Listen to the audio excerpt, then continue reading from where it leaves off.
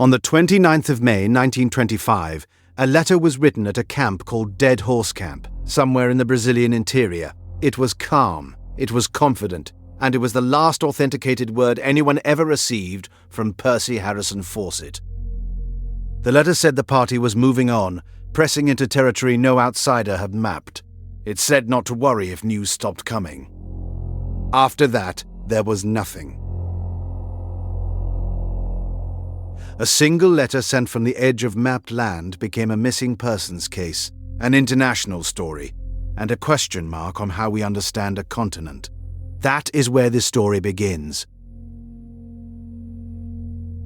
Welcome to Unexplained History. I'm Tom McKenzie. Today we're going back to 1925, to a moment that has never fully been resolved.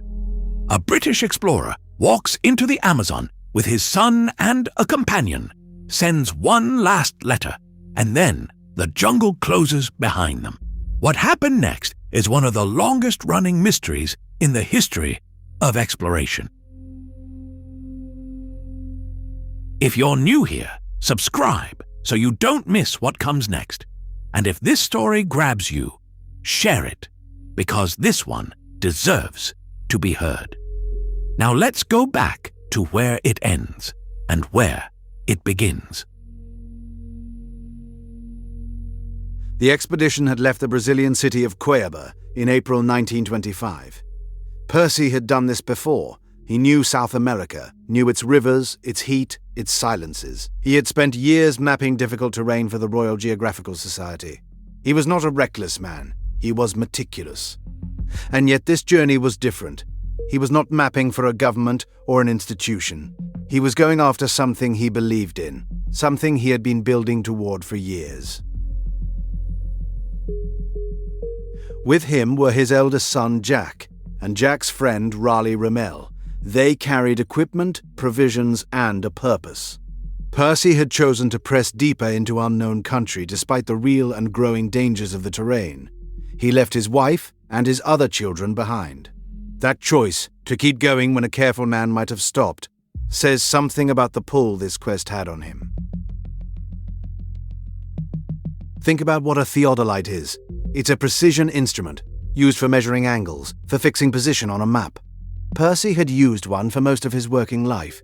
It was the tool of a man who believed the world could be measured and understood. Wrapped in oilcloth, packed among the supplies, it stood for everything his career had been built on. Accuracy, method, evidence. And now he was walking into a place that wasn't on any map. The letter from Dead Horse Camp is short. It does not read like a farewell. It reads like a man who is focused, who knows the risk and has decided it is worth taking. He writes that they are in good health. He writes that they are heading into territory no one from the outside world has seen. He asks those at home not to be anxious if they don't hear from him for some time. He was calm, and that calm, looking back, is the most unsettling thing about it. After May 29, 1925, no authenticated communications came back. No messenger, no letter, no signal of any kind. The blank space on the map, the place Percy had been moving toward his entire career, simply swallowed the party whole. Relatives waited, colleagues waited, the Royal Geographical Society waited. Months passed, then a year, then several. What followed was decades of unanswered questions carried by the people who had known Percy and loved him. His wife Nina refused to accept he was gone. Search parties were mounted, some of them ending in their own disasters. Reporters and adventurers came forward with claims, with rumors, with second-hand accounts. None of it was confirmed. None of it closed the gap. Among the claims that have circulated over the years, some of them still circulating today, is the idea that Percy reached the place he had been looking for, that he found what he called Zed, that he either died there or chose to stay. It is a claim without confirmed evidence, but it has never entirely gone away, because no one has ever found a definitive answer, and the forest has offered nothing back. I find it striking that a man so committed to measurement, to fixing points on a map, should disappear into the one place his instruments couldn't reach. Percy spent his life turning unknown ground into known ground, and in the end, unknown ground took him. In the next part, we're going to step back and look at who Percy was, where his obsession came from, and why the world of 1925 was ready to follow this story so closely. But first, sit with that letter for a moment. A calm sentence written at the edge of the known world. And ask yourself, what does a single calm sentence from a man entering unknown forest set in motion?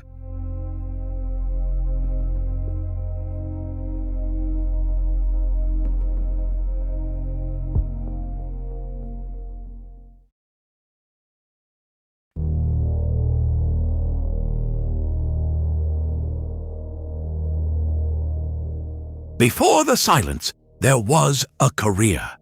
A long, methodical, respected career. Percy Harrison Fawcett didn't wander into South America on a whim.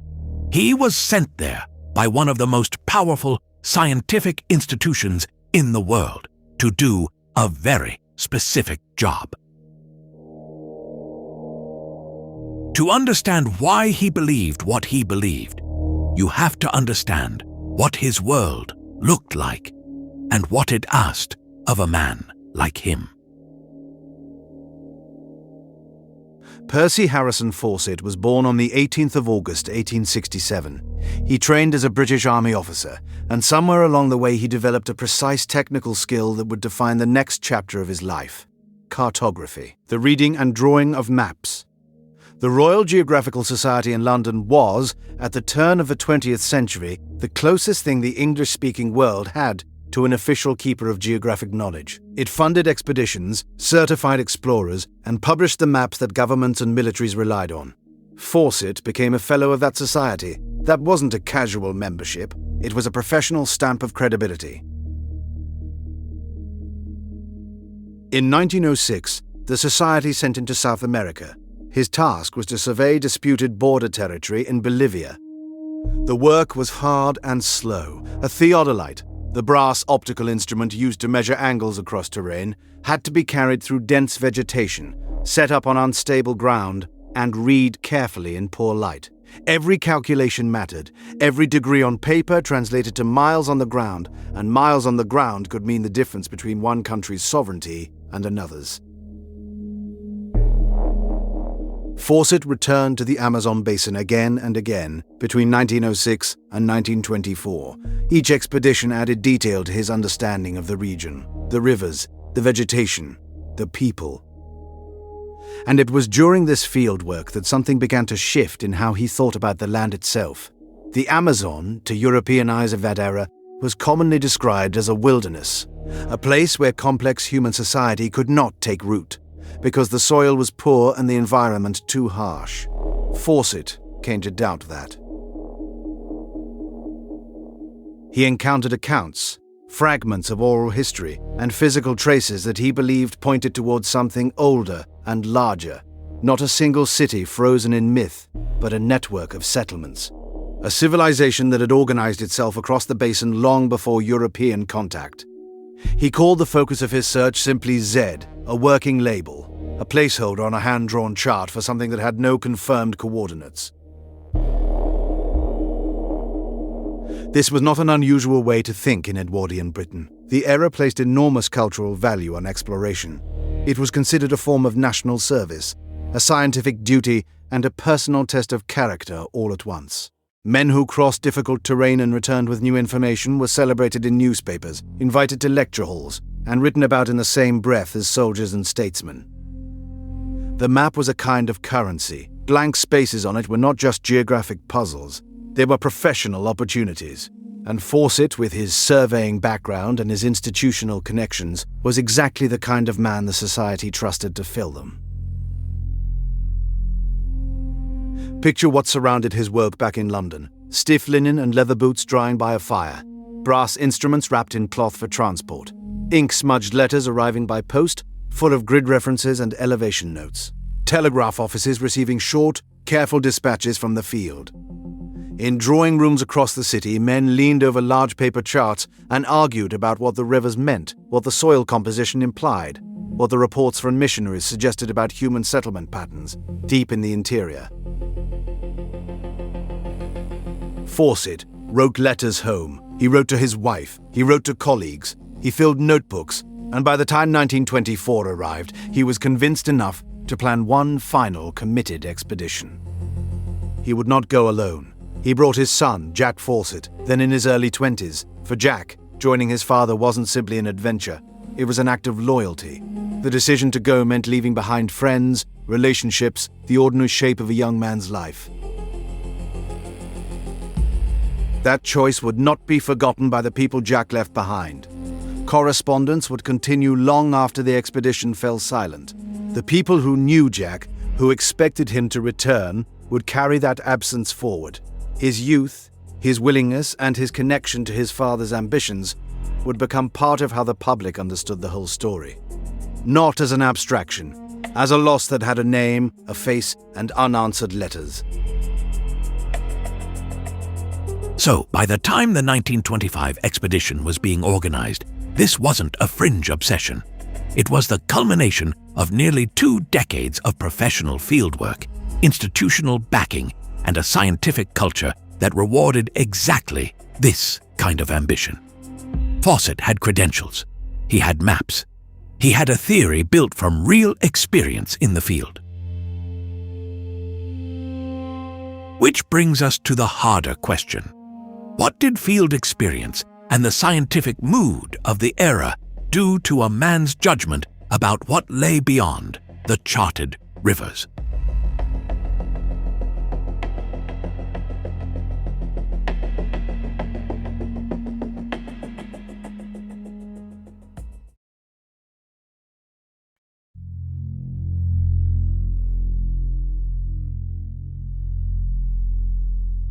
We know exactly where Percy Fawcett was on a specific day in late May 1925. We know because he wrote it down. A camp note, a location, a direction of travel.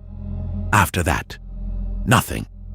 So let's go back to what the records actually show. The party that left Cuiabá was small. Percy Fawcett, age 57, his son Jack, 22, and their companion, Raleigh Rimmel. 3 men moving into one of the least mapped regions on Earth. Here's how the authenticated record reads.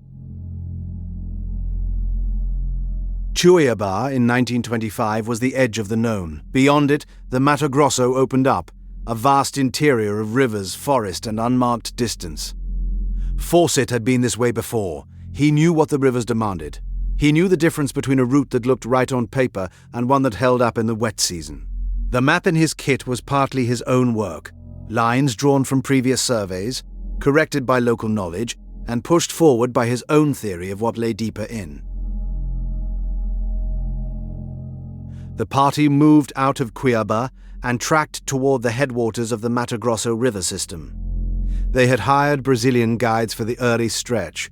That was standard. The guides knew the lower trails, the crossing points, the places where water became impassable after rain. But at a certain point, Fawcett dismissed most of them. He wanted a smaller group, he wanted speed, and he wanted control of what was reported back. That decision, to shed external oversight and press on with just the 3 of them, was not unusual for Fawcett. It matched a pattern he had developed across years of Amazon work. But it also meant that from a certain point on, the only record of the journey was whatever Fawcett himself chose to write down. Raleigh Rimmel had come on this expedition as a companion and friend to Jack. He was young, steady, and committed to the task. The country they were moving through offered little comfort. Black, slow water in the tributary channels. Clay trails that held your boot and released it with a sucking sound. The air smelt of rot and ripe fruit at the same time. The forest cycling constantly, breaking things down and building them back up. Above them, the canopy shifted light in patches. green on green, mottled and moving. The undergrowth between the trunks was dense enough that you could lose sight of a man 10 feet away. In that environment, 3 people become a very small unit. Every decision falls to whoever is leading, and Fawcett was always leading. The last authenticated location is a place that has come to be called Dead Horse Camp. The name came from Fawcett himself, a reference to an animal that had died there on a previous journey. From this camp, Fawcett sent back his final letter. He described their position as near the Upper Xingu headwaters in Mato Grosso. He mentioned the condition of the group. He indicated they were moving on. He asked that no rescue be sent if they did not return, a line that would later carry enormous weight. Raleigh was part of that forward movement. He had come this far, absorbed in the work, committed to seeing it through. He does not appear to have expressed doubt in any record that survived. He moved with the group as it stepped past the last point of external contact and into country where no outside account would follow. After Dead Horse Camp, the authenticated record stops. What followed would be reconstructed only in fragments. Second-hand reports, contested artifacts, stories that changed with each retelling. One claim that circulated in the years after was that the party had been killed following contact with an indigenous group in the region. That claim has been repeated many times. It has also been disputed many times. No account of it has ever been confirmed by direct evidence. What the camp note and the final letter actually give us is a position, a direction, and a date. Beyond that, the record asks us to sit with uncertainty, which is exactly what the people who came looking for answers could not bring themselves to do. A few written lines and a named campsite. That is the hard edge of what we actually know. Everything beyond it, the theories, the sightings, the competing stories, begins on the other side of that boundary. Which brings us to the question that shapes everything that follows. What do a map's faint ink and a last campfire note allow people to imagine, and where do eyewitness fragments begin to harden into claims?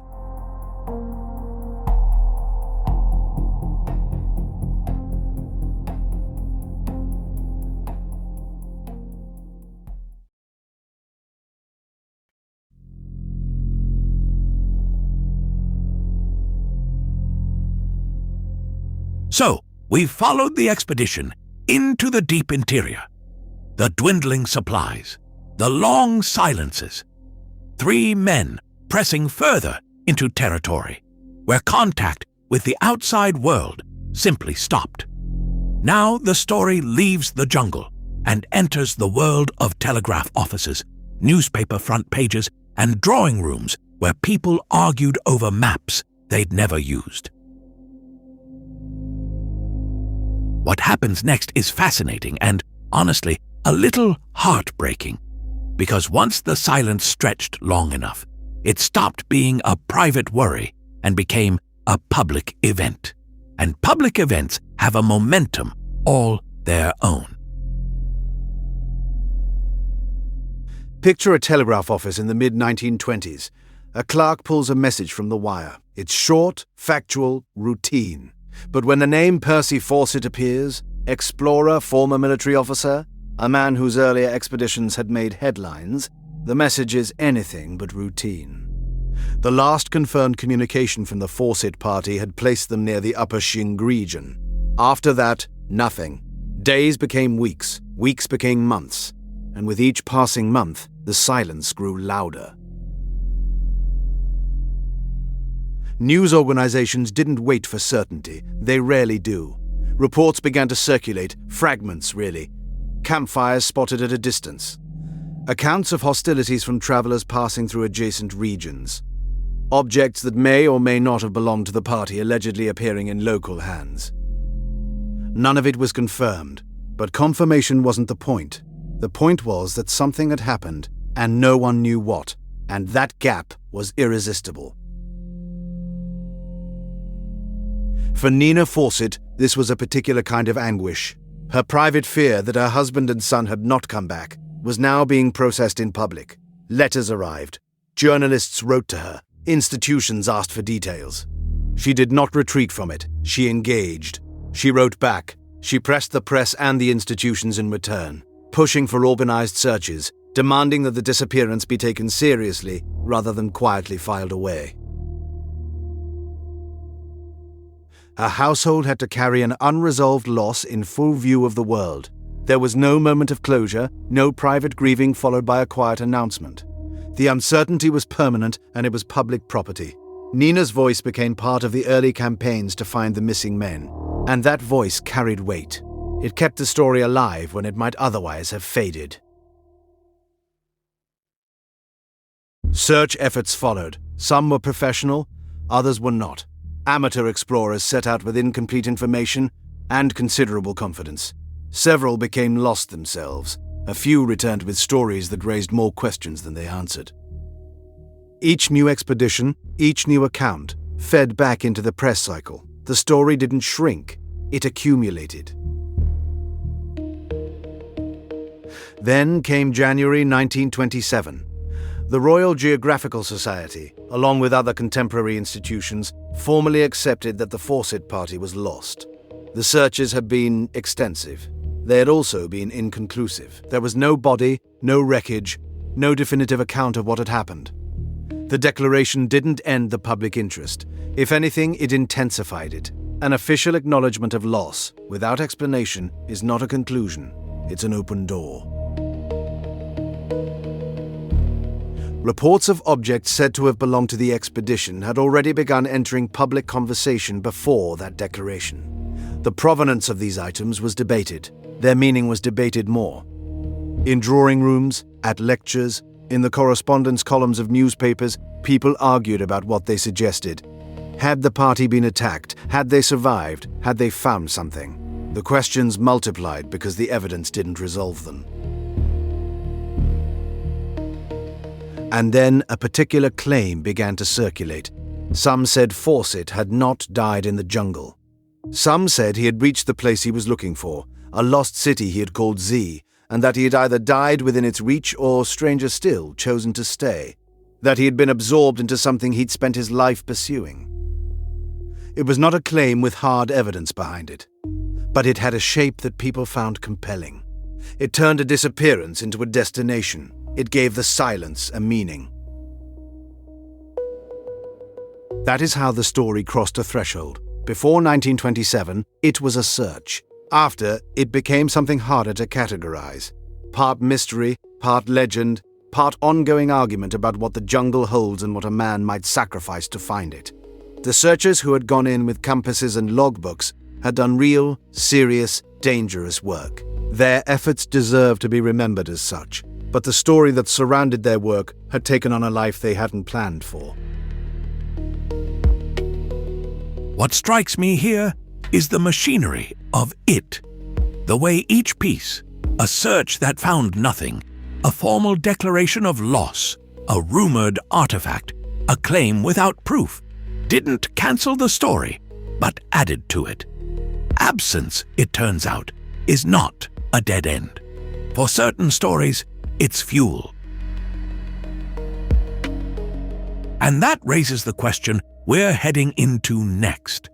How does absence become a story engine that creates more actors, more claims, and more treasure seekers?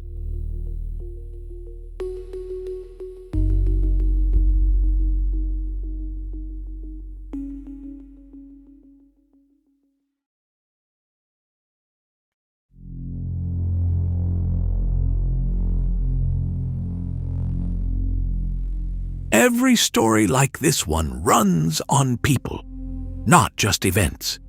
People with specific reasons for being there, specific things they needed to prove, or find, or fix. So let's slow down and actually look at who these figures were, what they wanted, what they were willing to risk, and how the choices they made shaped everything that came after. Percy Fawcett kept a field notebook, not as a keepsake, as a working document. The entries are methodical, compass bearings, river conditions, notes on terrain. The handwriting stays even when the conditions clearly were not. What comes through is a man who trusted his own observations almost completely. He had spent years mapping remote regions for the Royal Geographical Society. He knew how to move through difficult country. He knew how to read a landscape. And he had developed, over time, a set of convictions about what the Amazon held that went well beyond what the maps of his era could confirm or deny. His son, Jack, went with him on the 1925 expedition. Jack was young. He had not built the same record of field experience his father had, but he went. Raleigh Rimmel went too, a family friend, close to Jack's age. None of the three came back. What we have are the letters they sent before communications stopped. Those letters are careful, even cheerful in places. They do not read like farewell notes. They read like dispatches from people who expected to continue. After the silence set in, it fell to others to carry the story forward. Percy's wife and remaining family made public appeals. They pushed for search efforts. They kept the name alive in the press. Whether that was grief-driving action, or belief that Percy was still out there, or both, is hard to say from the outside.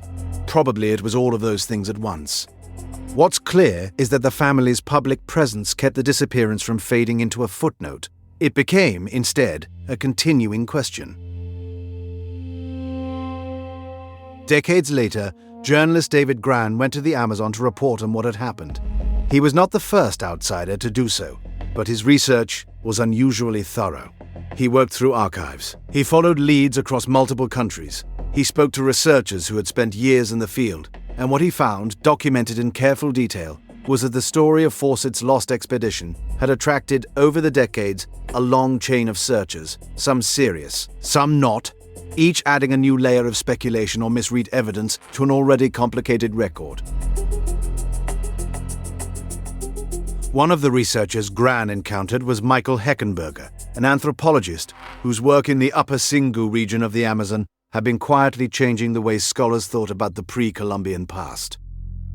Michael had begun collaborating with Quikero community guides in 1993. That collaboration was not incidental to his research. It was central to it. Local knowledge shaped where he looked, what he asked, and how he interpreted what he found. What Michael and his colleagues documented over years of fieldwork was striking. In the Upper Xingu, they identified large interconnected clusters of ancient settlements. There were earthworks, plazas, radial roads connecting sites, ditches, evidence of managed soils and fishery systems. This was not the portrait of scattered small groups living lightly on the land. It pointed to organized, densely networked communities that had shaped their landscape deliberately over long periods of time. The work challenged a long-standing assumption that the pre-Columbian Amazon had been uniformly and sparsely populated. That assumption had shaped how explorers interpreted what they saw, and how scholars dismissed what they couldn't easily explain. Michael's publications entered both academic and public conversation, and they shifted the frame significantly. The question was no longer whether complex societies had existed in the Amazon. The question became how they had lived, how large they had grown, and what had happened to them. What's notable about Michael's approach is its method. He did not arrive at a conclusion and look for evidence to fit it. He worked the ground carefully, alongside the people whose ancestors had lived there. His curiosity was directed toward what the landscape itself could tell him. Read through both scientific tools and indigenous knowledge. That combination, patient fieldwork, community collaboration, and a willingness to revise assumptions, produced findings that Fawcett, working with the instruments and frameworks of his era, could not have reached. These are very different figures operating across very different moments in time. A British surveyor with a compass and a conviction. A young man following his father into the unknown. A grieving family turning private loss into public pressure. A journalist working archives and field sites across decades. An anthropologist building something careful and collaborative from the ground up. They were not all after the same thing, but their paths cross in the same territory, asking versions of the same underlying question. None of these people fit cleanly into a simple story. Percy was rigorous and driven, but also capable of certainty that outran his evidence. Michael's work gave real substance to ideas that earlier explorers had only gestured at, but the tools and the relationships that made that work possible took generations to develop. So here's what I keep coming back to. What did these people see, want, and risk? And how did their personalities steer the story toward legend or scientific reappraisal?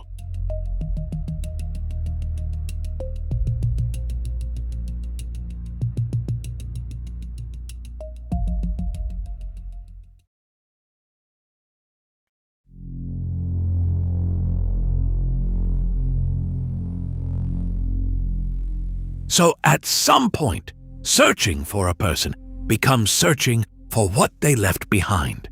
And that shift from the man to the objects changes the whole nature of the investigation. Over the decades after 1925, a handful of items surfaced that some people connected to Fawcett's expedition. Each one came with questions attached. Where exactly was it found? Who had it before? What can it actually tell us? Those questions turned out to be harder to answer than almost anyone expected. Picture a museum storeroom. A researcher carefully unwraps an object and reads aloud from the original find report. The handwriting is faded. The location description is vague. The chain of custody, who had this, and when and how it got here, has gaps you could drive through. That is the starting point for almost every artifact connected to the 1925 expedition. Not a clean trail, a broken one. In 1927, a nameplate was reported, an item that some believed was linked to the Fawcett party.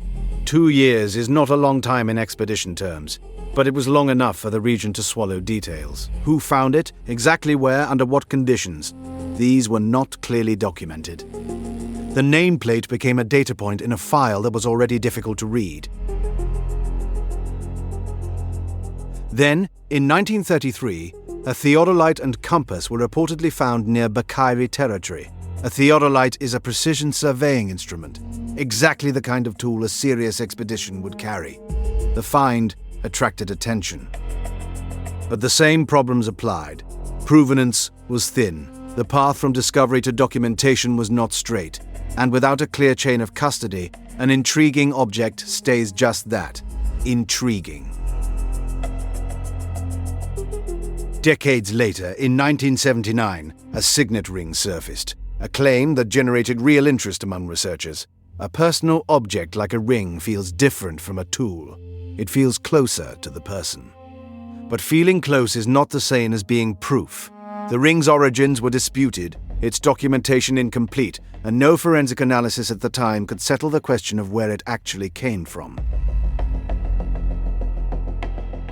None of these objects, the nameplate, the surveying instruments, the ring, provided what investigators genuinely needed: indisputable evidence of what happened to the expedition. Each one raised the possibility. None of them closed it. The archival record made things harder still. Coordinates in some documents were misleading. Whether that was the result of careless recording, deliberate obfuscation to protect locations, or simple errors passed down through copied reports, it was often impossible to say. Researchers who tried to trace the expedition's probable route sometimes found themselves following directions that led nowhere, or that pointed to places that did not match the terrain. Into this uncertain landscape came local guides. One of them, a Cuiabá guide, whose name was not recorded in the outside accounts, did something that shaped the direction of later research. He redirected searchers toward earthworks, raised areas and formations in the ground that outsiders had been moving past without recognizing their significance.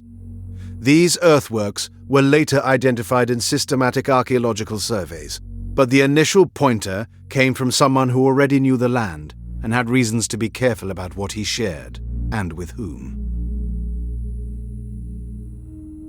The Cucuro's approach was practical and patient. He carried oral knowledge that had been built over generations, knowledge about where things were, what they meant locally, and what the landscape remembered. He shared what he chose to share. His testimony did not come with absolute claims. It came with place knowledge that quietly reshaped where outsiders decided to look. That kind of contribution is real, even when it resists being converted into a formal data point. The air in these places carried the smell of wet clay and rotting vegetation mixed with something sweeter, fruit breaking down in the heat. Water moved slowly in the tributaries, dark and flat. Researchers working in those conditions, following coordinates that sometimes led to dead ends, relying on memories passed through communities that had their own reasons to protect certain places, they were not operating in a clean investigative environment. They were working in the gap between hope and method. What strikes me about all of this is how much weight people placed on each object when it surfaced, and then how quickly the questions piled up around it. A nameplate, a compass, a ring. Each one felt like it might finally be the thread that held. None of them quite did. Which brings us to the real question underneath all of this. How do artifacts, oral leads, and archival fragments become evidence, or fail to become the proof people seek?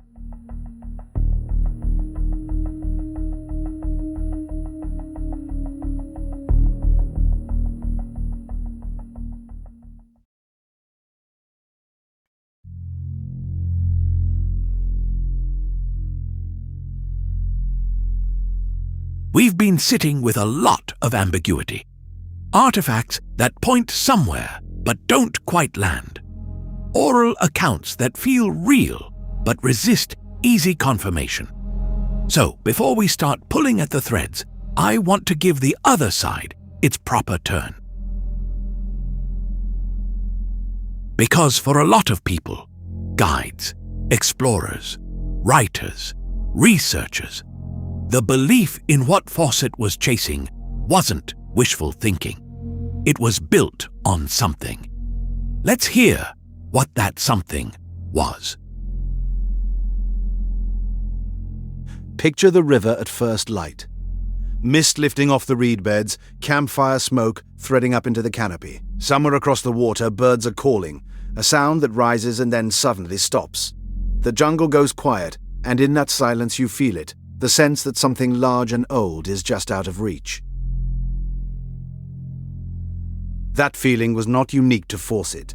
The people who lived in these territories, and those who had guided outsiders through them for generations, carried knowledge of earthworks, raised platforms, ditched fields, and cleared plazas that colonial records had noted and then largely forgotten.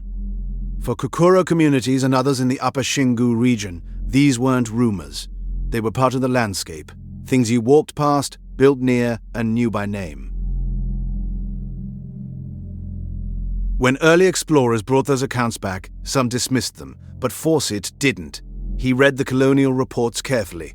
He conducted his own surveys, and what he concluded was something more layered than a single lost place. What he called Z was shorthand for a broader pattern. Multiple centers, varied in form, spread across a region that had clearly supported complex, organized societies, engineered landscapes, evidence of planning at scale. His model was wider than the myths that later grew up around it. That distinction matters to the people who believe his intuition was sound. They argue that Fawcett was not chasing a fantasy.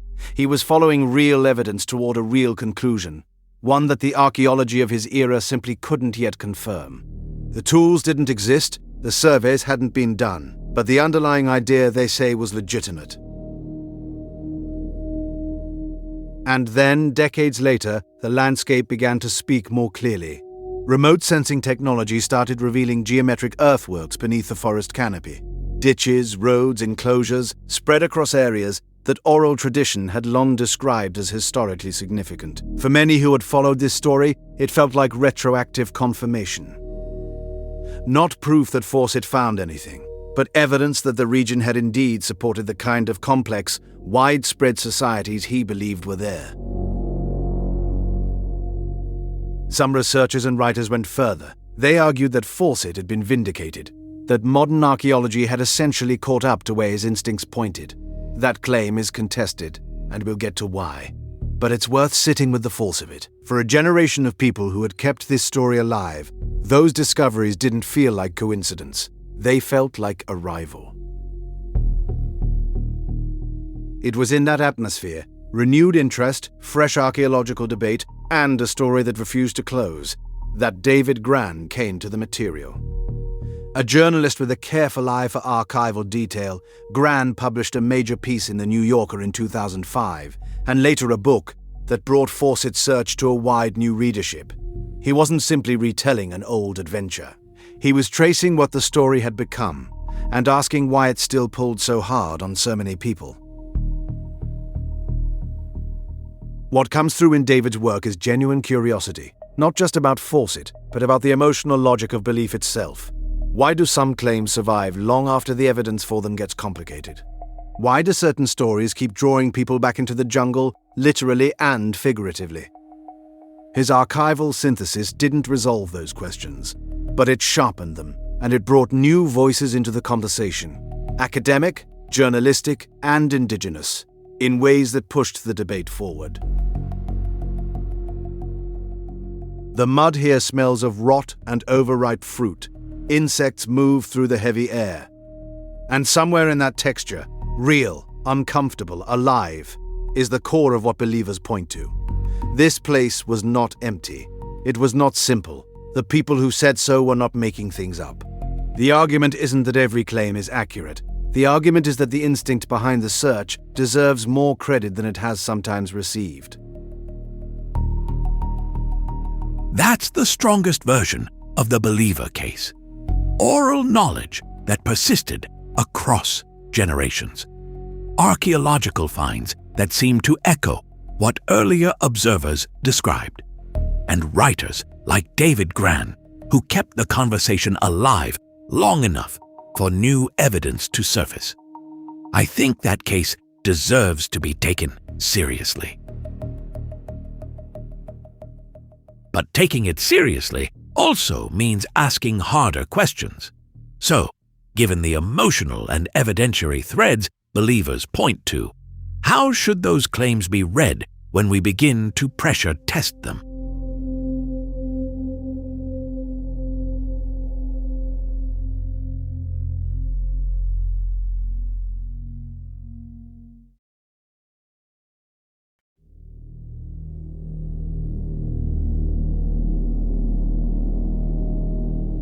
So far in this episode, we've heard compelling testimony, oral accounts, and a growing sense that something real might be buried out there in the Amazon.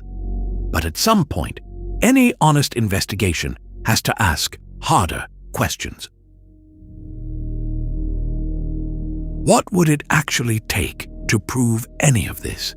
And when we hold the available evidence up to that standard, how does it hold up? Imagine you are retracing a journey using a hand-drawn chart and a set of personal letters written over a century ago. You follow the coordinates carefully. You arrive at the location marked on the page, and you find nothing. Not because the city was never there, but because the numbers were wrong from the start, deliberately. Archival research, including the detailed work of journalist David Gran, revealed that Percy Fawcett sometimes recorded misleading coordinates in his personal papers and letters. The working theory is straightforward. Fawcett did not want rivals following in his footsteps. So he obscured the trail. A single shifted number on a hand-drawn chart could send a later searcher miles off course through dense terrain. That is not a small complication. It is a fundamental problem for anyone trying to reconstruct his route. This is where archival research runs into its limits. Documents can mislead, ink fades, Letters go missing or were never meant for public eyes. And when the author of those documents had reasons to obscure the truth, the archive becomes a maze rather than a map. The same problem applies to physical artifacts. In professional archaeology, the phrase used is chain of custody. It means being able to account for where an object came from, who handled it, how it was stored, and whether its context. The soil layer, the surrounding features, the associated materials, was properly recorded at the moment of discovery. Without that chain, an object can be interesting, it can be suggestive, but it cannot be decisive. Many of the reported finds connected to Fawcett's lost city fail that test in one way or another. Provenance is mixed. Context is incomplete. Some objects pass through many hands before anyone with formal training examined them. That does not mean the objects are fake. It means we cannot say with confidence what they prove. Michael Heckenberger has spent years working in Amazonian archaeology, and his approach reflects exactly the kind of patience these questions demand. He does not start with a story and work backward to find supporting evidence. He starts with systematic survey, remote sensing, soil analysis, collaboration with local communities, and lets the material record speak on its own terms. That method is slower, it is less dramatic, but it is the only way to build conclusions that hold under pressure. What Michael found in the Amazon was genuinely significant. Evidence of past settlements, earthworks, complex land use patterns that challenged older assumptions about how sparsely populated the region had been. But he was also careful about what that evidence could and could not support. Oral histories from indigenous communities carried weight in his work. They were not dismissed. They were cross-referenced against material findings, tested rather than simply accepted. That balance, respectful of testimony, rigorous about proof, is exactly what makes the Fawcett case so difficult. The oral accounts are not nothing, but they are also not enough on their own. And the archival record, as we have seen, was shaped in part by a man who did not want to be followed. Questions now outnumber certainties by a wide margin. The leather boots, the brass instruments, the ink-smudged letters sitting in archive boxes. These are the tools of a real expedition. They tell us Fawcett went. They tell us he believed. What they cannot tell us is whether what he was looking for was ever there to be found. None of this closes the case. The Amazon is vast, the record is incomplete, and serious researchers are still working through what the ground can actually tell us. Applying a rigorous standard is not the same as reaching a verdict. Which brings us to the question that sits at the center of everything we've just covered. Given the standards of proof we've just outlined, where do the reported finds and accounts hold up, and where do they fail?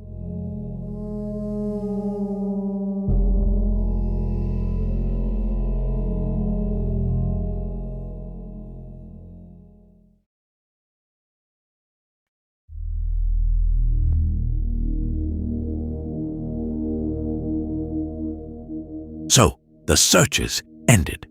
Fawcett never came back. The expeditions that went looking for him mostly failed too.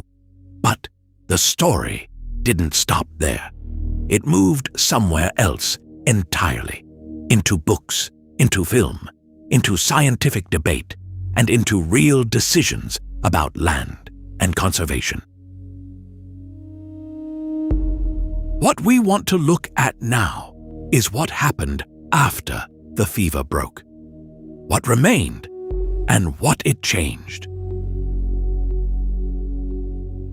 Picture a narrow trench cut into dark earth. A soil corer hits something hard, pauses, then drives down again. A few thousand miles away and several years later, a projector reel spins in a darkened cinema. The same story, moving between two completely different worlds. That gap between fieldwork and popular imagination is where this part of the story lives. In 2005, a long piece in the New Yorker brought the Fawcett story back in front of a wide-reading public. It traced the obsession, the disappearance, and, crucially, what researchers were beginning to find in the Amazon basin. That article became the seed of a 2009 book. And in 2016, that book became a major film. Each step carried the story further from the archive and deeper into culture. The writer behind that journey was David Grann. His work didn't just retell what happened to Fawcett. It asked harder questions about obsession, about the cost of belief, and about whose stories get told and whose get erased. David brought a reflective quality to the material. He wasn't celebrating the explorer myth. He was examining it, carefully, and with attention to the damage it could leave behind. And there was real damage to reckon with. Indigenous communities in the Amazon had watched outsiders arrive for generations. Explorers, missionaries, journalists, filmmakers, each one carrying their own idea of what the forest meant. Grann's narrative helped open a wider conversation about how those stories had been framed and who had been left out of them. The film adaptation brought those questions to audiences who had never read the book. It was fiction shaped by history, not a record of it, and that distinction mattered. Meanwhile, the science was moving in its own direction. Landscape archaeologists working in the Upper Xingu region had been documenting something remarkable for years. At a cluster of sites known as Cuiabá, sometimes called the X11 complex, researchers identified coordinated settlements built to a clear plan. Plazas, causeways connecting communities across the forest floor, defensive ditches, palisades, reservoirs, and beneath it all, stretches of terra preta, the dark, enriched soil that signals long, deliberate human management of the land.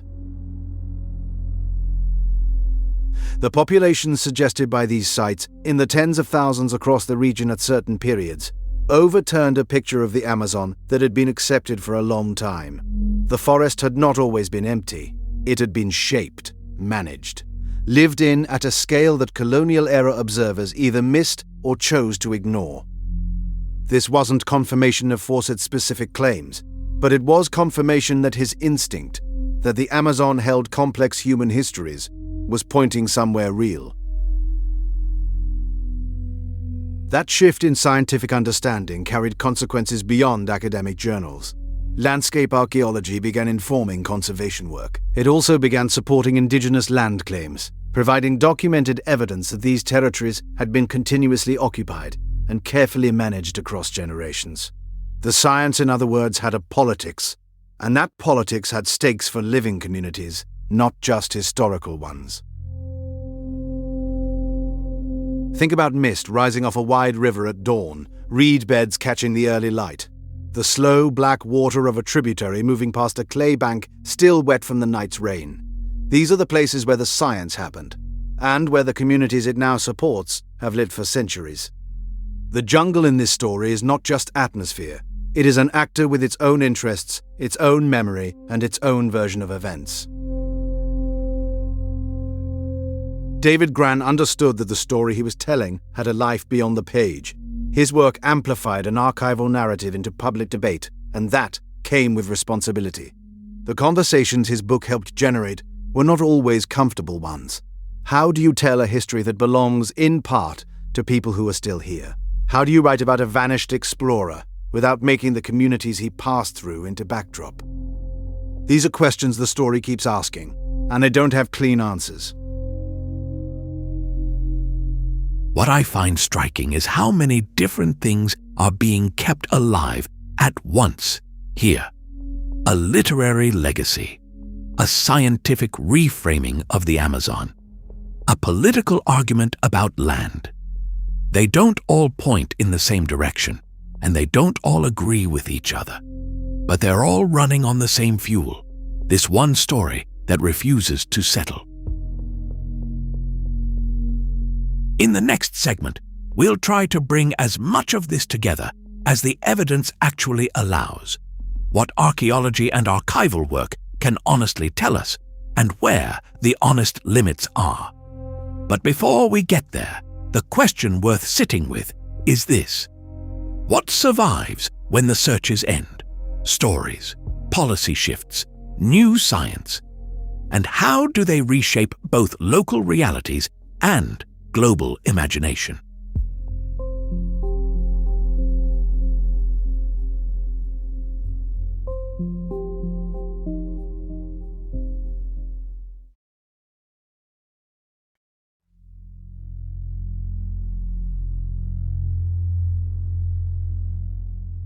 We've covered a lot of ground in this episode. Letters, maps, expeditions, theories, and the long, complicated aftermath of one man's disappearance. Now it's time to bring the pieces together carefully and honestly. What does the record actually support? What can archaeology tell us? And where does the evidence simply run out? Let's take it step by step. Percy Harrison Fawcett spent years moving through landscapes that most people in his era considered empty. He believed the Amazon concealed something the outside world had not yet documented. That belief was widely dismissed during his lifetime. It has not been entirely dismissed since. In 2008, archaeologist Michael Heckenberger and his colleagues published findings in the journal Science. Their work at the site known as Cuiabá in the Upper Xingu region revealed evidence of large planned settlements connected by roads and causeways. These were not isolated villages. They were organized, engineered landscapes, built and maintained by complex societies long before European contact. The Amazon, it turned out, had held far more than anyone had been willing to credit. That finding matters for this story. Fawcett's general intuition that the Amazonian interior could support complex human societies was not the fantasy his critics claimed. The broad landscape Red he spent his career defending was, at least in its outline, closer to reality than the dismissals he received. That is something the record permits us to say. But there is a firm line between what archaeology has confirmed in general and what it can confirm about Percy Fawcett specifically. No artifact with a clear, unbroken chain of custody connects him to a particular site from his 1925 expedition. No securely documented evidence places him at any known archaeological locus. The site he called Z, whatever he meant by that name, whatever coordinates he believed in, has not been identified as a specific, confirmed location tied to his journey. Inference is not the same as evidence. Some accounts have claimed he found the lost city and died there. Others have suggested he was absorbed into an indigenous community and chose to stay. A version of the story insists that modern archaeology proves he was entirely right, that Z has effectively been found. None of these claims are supported by credible evidence. Scholarly consensus does not endorse them. Wishing they were true and finding them compelling as stories does not make them factually defensible. What historians and researchers do consider the most likely explanations for the disappearance are far less dramatic. Accident, disease, starvation. A violent encounter in an environment that was and remains extraordinarily hazardous.